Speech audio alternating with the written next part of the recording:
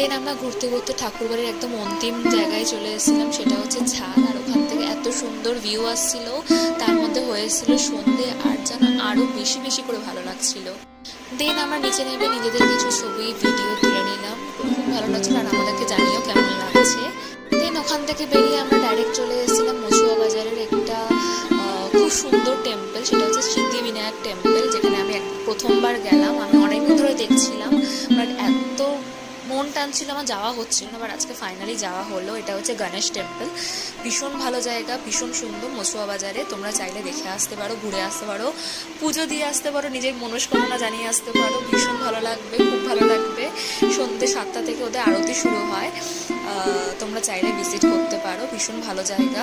ওখানে প্রসাদও দিয়েছিল, আমরা একটু প্রসাদও নিয়ে নিয়েছি, আমরা পুজোও দিয়েছি। ওখানে ডালা শুরু হয় 101 টাকা থেকে, তোমরা চাইলে নিজেদের মতো করেও দিতে পারো।